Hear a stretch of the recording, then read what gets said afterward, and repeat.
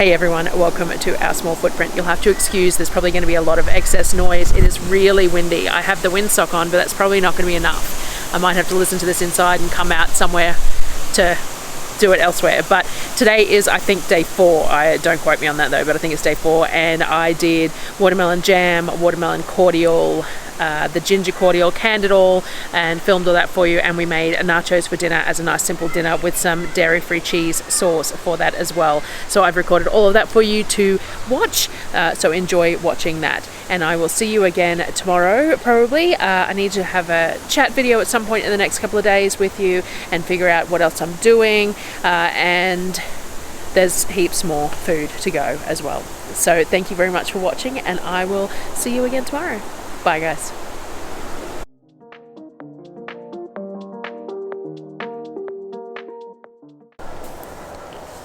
I forgot to film the straining of the ginger. I think I hit the wrong button instead of the record button. Doesn't happen as often anymore, but it still happens occasionally. So I had that ginger that I had steeping overnight that I needed to strain. So all I did was I ran it through a plastic colander and strained it out. I left the chunks fairly large so that the straining wasn't too much of an issue. If I didn't want any sediment, I'd need to run it through some cheesecloth as well, but I don't have any at the moment. I've got some on order. I've got a couple of nut milk bags and some cheesecloth on order, but for the moment I just ran it through the colander and it was fine. We knew there'd be residue and we just shake it up and put it in anyway. That's fine. So once it's strained, you need to add lemon juice to it, some citric acid and some sugar. Now this has a really high quantity of sugar. The 5.5 litres of water that was added, I think the recipe ends up being about 3.5 kilos of sugar. I added a bag which was 3 kilos. It also has 14 odd teaspoons of citric acid and I want to say 6 or 8 or something cups of lemon juice. I'll have a look. I'll link the recipe in the comments. If I forget, just remind me. And it has to have the high sugar content because it has to have the high acid content because it's ginger. So it sounds like a lot, but it comes out tasting a little bit like my fermented ginger beer. So it's got a real lot of heat to it, a real lot of spice on the back of your throat, sort of a heat to it. And the sweetness isn't overpowering. It's just pleasant. It's really quite nice. So it is a lot of sugar, and the first couple of times I made it I reduced the sugar and it was too hot. It was almost undrinkable. So the sugar is really necessary, and of course in that amount of sugar I ended up with I think 2, 4, 6, 7 litres ish of cordial, and it's going to take us a long time to get through all that cordial. You drink it in small amounts. So it needs to go onto the stovetop once you've added all that to dissolve all the sugar, bring it just up to a boil before it can be jarred. So I put that over onto the stovetop and I washed my jars and in hot water so that they were clean, but also so that they were hot. Now I don't sterilize my jars because I'm water bathing, so it means that so long as you water bath for over 15 minutes you don't have to pre-sterilize your jars. So I just wash in hot water so that they bring the jars up to temperature and that they are clean. So once I had my hot jars and the cordial had come up to a boil and dissolved all the sugar, or just off a boil and dissolved all the sugar, I filled all the jars. So I used some ghee jars that I had, and I have new lids for those, and a passata jar that I also had a new lid for. So I buy new lids in bulk, and I will reuse lids if they're in good condition, depending on what I'm canning, but I like to use the new lids and they're fairly inexpensive. I buy them by the 100 in a variety of different sizes so that I can reuse any of my supermarket jars at will with new lids on them. So I filled all the jars. Jars are hot, liquid's hot. After I had done that, I cleaned all the rims really well with white vinegar. You have to make sure you do this. This is a really sticky, sugary product, and as you watched when I was filling it, it was dripping off the back of the jug that I was using to fill the jars as well, so it's dripping on the bench and on the jars that are already filled and things like that. So a cloth, white vinegar, clean the rims really well so that there's no tackiness there that's going to stop the lids from sealing. Once the rims are clean, I put the lids on. The lug lids are tightened more than a two-piece lid for water bathing. They pretty much get cranked on and then you water bath it. But if you were pressure canning, you wouldn't crank them on because you have to allow for pressure to be released from the jars while they're in the canner, and then you tighten them up afterwards. But I don't use lug lids for pressure canning personally. So the lids went on, and then they went into the water bath canner. Now the water in the water bath canner is hot as well. So the jars were hot, liquid was hot, water bath canner water is hot, and then it needs to be 1.5 inches approximately above the tallest jar. Then I put the lid onto the water bath canner, but I don't close it. The lid is on just to help it get up to temperature faster. And this is my pressure canner that I'm using as a water bath canner. You can use any big pot with a rack on the bottom or a tea towel on the bottom so that the jars aren't directly in contact with the bottom of the pot. Once it was at a rolling boil, I started the timer. So the timer for quarts or litres of Cordial is 20 minutes plus any adjustments for altitude. So I put them a timer on for those and let them boil for that period of time. While they were going, I started the next thing. I pureed some watermelon in the Thermomix, the same as I did yesterday. I just sliced all the skin off and then cut it into chunks, removed as many of the seeds as possible, and then threw it in chunks into the Thermomix and ran it in the Thermomix probably at speed 6 for about 10 seconds and got it all pureed up without too much foam. You don't want to run it for too long because you'll end up with too much foam on it. Once it was all pureed, I lightly strained it. So you don't have to strain it for jam and things like that, but I decided that I was going to lightly strain it. I just had a little metal strainer, and all I did was I scooped it in there and I used a spatula to push it through. This isn't true jelly straining or real straining, because if you were going to strain it for a nice clear jelly, you would have to hang it in like a jelly bag and leave it alone. By pushing it through the strainer, I'm still getting solids in the bottom, and this strainer isn't particularly fine, so this isn't strictly jelly or clear watermelon juice, but it just doesn't have quite as many chunks in it, because I thought it might turn the kids off a little bit if there was too many chunks. I wasn't sure what the texture would be like once it was cooked, so I strained it a little bit, but not overly so. Not too much effort put in it, but I did run it through just a metal strainer type thing. I made jam first, so the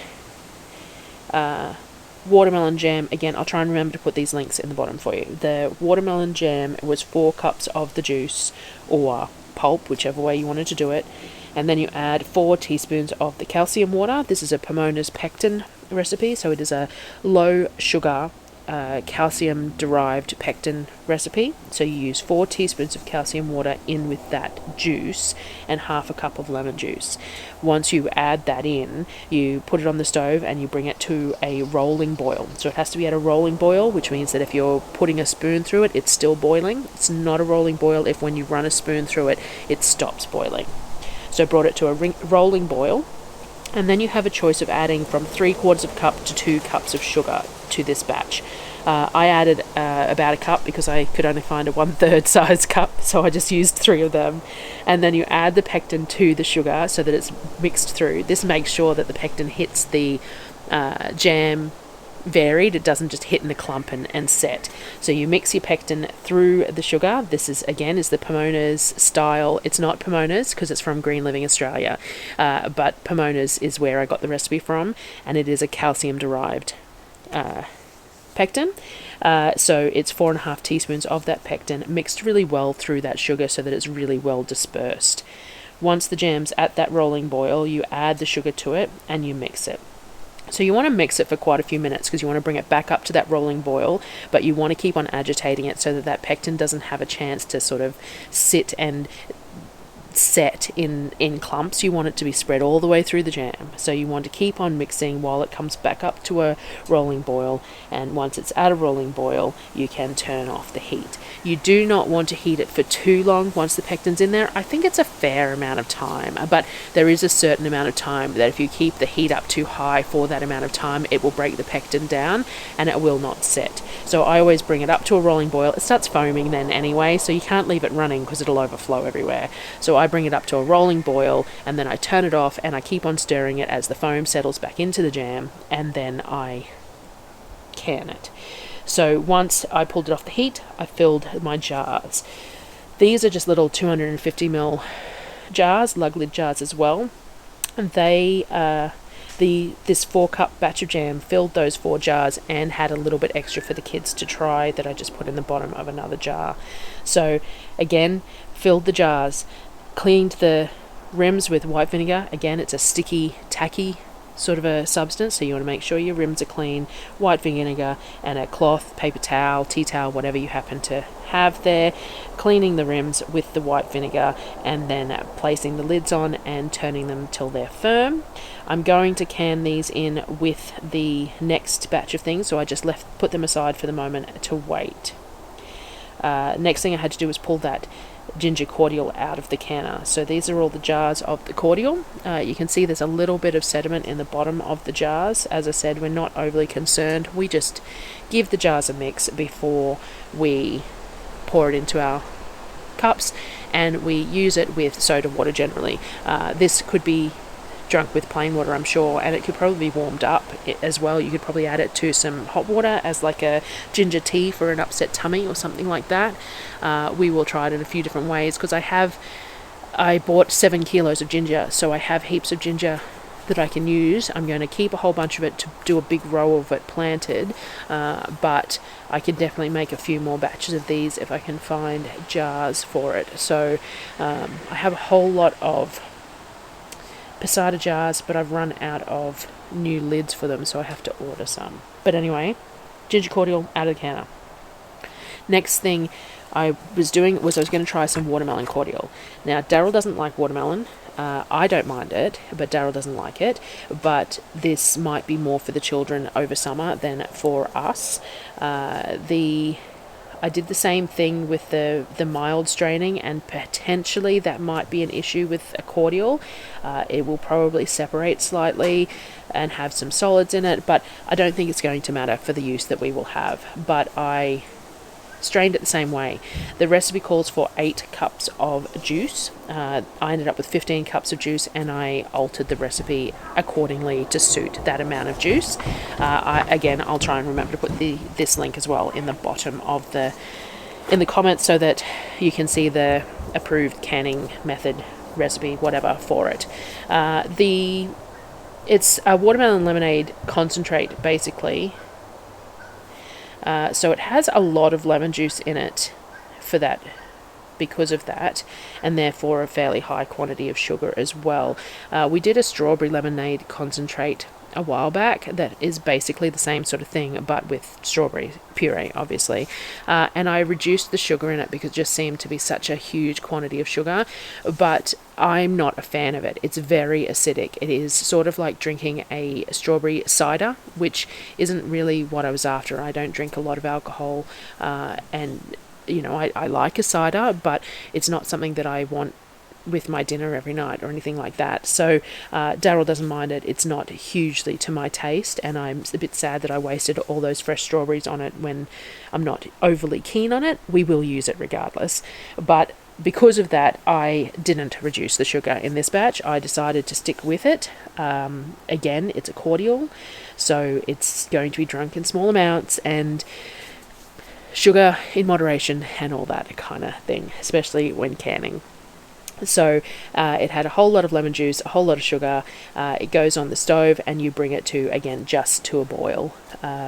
Same thing, you need to melt all that sugar, dissolve all the sugar, and make sure that everything is blended quite well on the stove.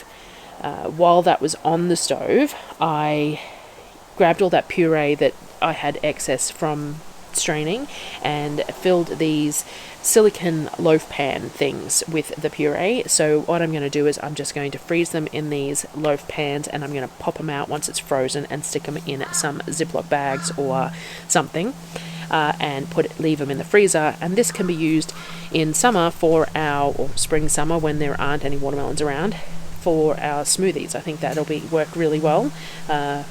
Because it's still plenty of flavour in it. It's watermelon. It's just some chunky bits that I didn't really want in the cordial. So I have frozen that in the loaf containers and stuck that in the freezer, and I will pop them out and put them in the freezer. And then I've still got plenty of watermelon left, so I will probably have to do more of whatever I'm doing, and I can freeze more like that. Even if I just puree up some and freeze it straight like that to use for later if I don't feel like making more jams or cordials or whatever. The cordial jars I filled the same as everything else. Hot jars, hot cordial, and I cleaned the rims and lids with the white vinegar as normal. Now, I reused the lids on these jars, knowing that if one failed, it wouldn't be too bad because it could just go in the fridge and be eaten, consumed over the next couple of weeks, and it wouldn't be a big deal. I have no passata lids, new ones at the moment, so I keep all the lids that come with the jars, because if I'm just storing something in the fridge, I don't need to use a new lid.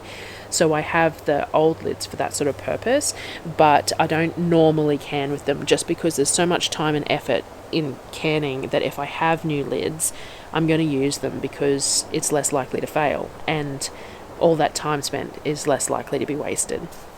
But today I reused lids and none of them failed, so that was great. So I filled them all, cleaned all the rims with the vinegar, washed the lids well in hot water, and then I actually cleaned them with some vinegar as well because they were pre-used lids. But again, nothing needed to be sterilised because these are being canned for over the 15 minutes. Put them all in the canner. I put the jam in the canner as well. The jam's going to be processed for a little bit longer than it needs because the cordial's in there, but the jam was filled low enough that should be perfectly fine. So they all went in the canner together and were processed. So once they came up to a rolling boil, I started the timer as per usual. While that was all going on, I made dinner. So quite late at this point, and it happens a lot. I start my canning projects in the middle of the day because I've had too much to do in the morning, and by the time I start it, it's late by the time I finish, and I haven't really started dinner as such. So tonight was a really simple dinner. We did some nachos. So I just had a big bag of tortilla strips that I had bought while I had done groceries, and I filled a couple of trays with them. I used some tin corn over the top and a jar of my homemade tomato salsa, and then I shredded up some of the meatballs that I made up the other day and used them as the meat over the top of the corn chips, and then I just stuck them in the barbecue to heat through. While they were in the barbecue, I made a really quick cheese sauce for the kids. I had real cheese on mine, but for Darryl and the kids I made a really quick cheese sauce. Very basic one, using coconut cream, some nutritional yeast, a fair bit of tapioca, and then your seasoning. So I used salt, garlic, and paprika. Probably could have mixed a little bit of lemon juice in there when I think about it, but I just used a really basic sort of a ratio ingredients, and then you just stick it on the stove and you whisk it until it comes up to a texture that's a little bit like a mozzarella, or a little bit like a fresh mozzarella. It's not the easiest thing to spread out or put on things, but it works. You don't want to put it on before it goes in the oven because it will melt through, thin out and melt through in the heating process and make things soggy. So you want to put it on after it's cooked while it's still warm, and just sort of splatter it over the top for it to be picked up with the corn chips. The last thing I had to do for the day was to get the cordial jars and jam out of the canner. So the last thing for today was just to get them out on the bench so that they can sit overnight before seals can be tested in the morning and they can be added to the shelves. So thank you very much again for joining me today, and I will see you again tomorrow. Bye guys.